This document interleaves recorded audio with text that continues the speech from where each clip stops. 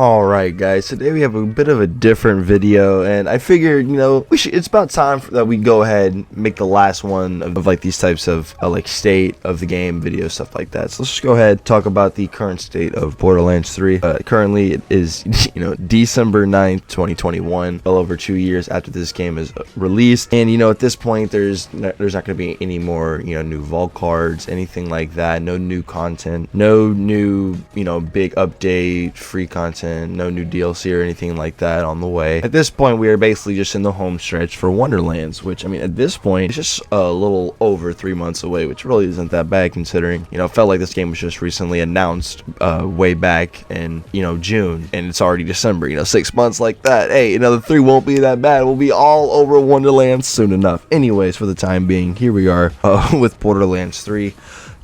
At this point, I feel like a good time to go ahead, not necessarily all the loose ends, because, it's a Borderlands game. There's always going to be, more stuff going on, at least of community side of things. People are always going to be playing Borderlands games, no matter how long or how old they are. But at least, for the life cycle, for like, updating it, new stuff being added to it, this is basically the end of it. What we got with this, I feel like, was relatively pretty nice. You could have, they could have done more takedowns. They could have added, more raid bosses, earlier, sooner, more of them. However, it is what it is. I do feel like that the takedowns, especially like the Maliwan takedown, feels like just such a very well piece of content that they made. Like, that has such amazing replayability. Anyways, I'm pretty sure anybody else could agree with me on that note, on saying that the Maliwan takedown is probably the best piece of content that Borderlands 3 has to offer. The Guardian takedown, it short of the margin for me, at least in my opinion, especially early on. Just not a big fan of that. Along with the 6 DLCs, after April, with the release of DLC 6, when we got the first vault cards, gotta be real, man, I really liked the way they use vault cards to sprinkle in just a little bit of new gear, some new cosmetics, new stuff like that, just over like the the Twilight part of the Borderlands 3's life cycle, just to give us some just new stuff to do, look forward to, stuff to play with. I felt that was really nice, and if they could execute the vault cards for Wonderlands, I feel like it'll be very good. I feel like vault cards overall were a very good idea and executed pretty well. I'd probably get the vault cards probably like a solid 7 out of 10. Plus, there was some really good gear that you could get from them. Like the Guardian Angel was a stud.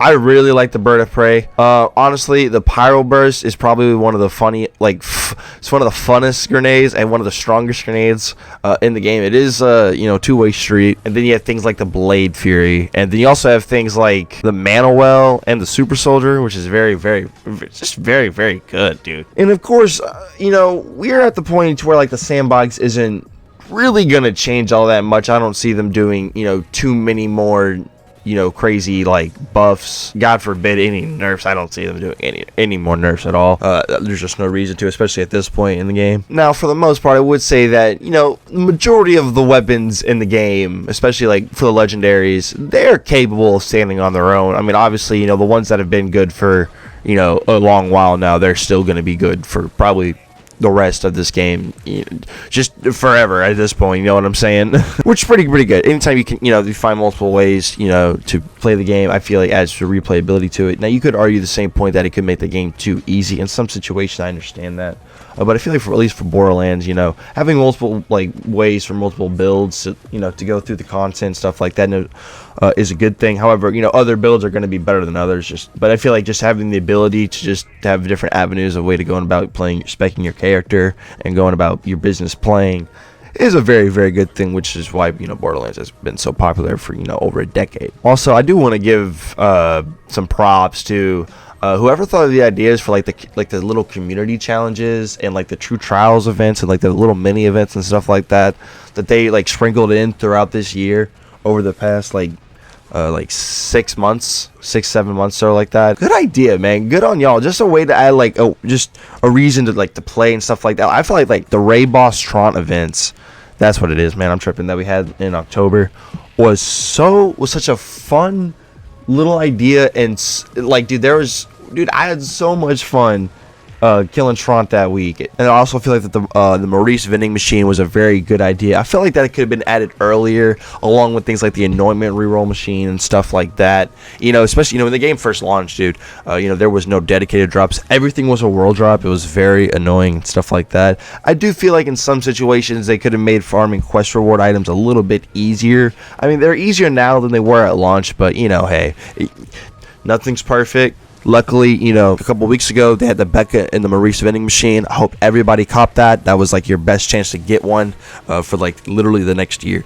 Literally, they pre-coded the Maurice vending machine for like the next year worth of like weapons and stuff like that. So yeah, that's pretty cool. And overall, you know, you got to give a huge shout out to just the Borderlands community as a whole, as a unit. Everybody in this community is very nice to one another, very kind, very awesome, and you know, you just love to see it just be part of a like a really good positive community versus, you know, like things back in the gap and like the COD community, bro, which is like the definition of toxic, or like, you know, Valorant, or like some like the more competitive games or stuff like that. Even Destiny, for that matter, can be a little toxic in its own right in some spaces, especially in the Crucible. But Borderlands, nah, bro, we're just a bunch of chill volunteers that just like to shoot, loot, and make crazy builds.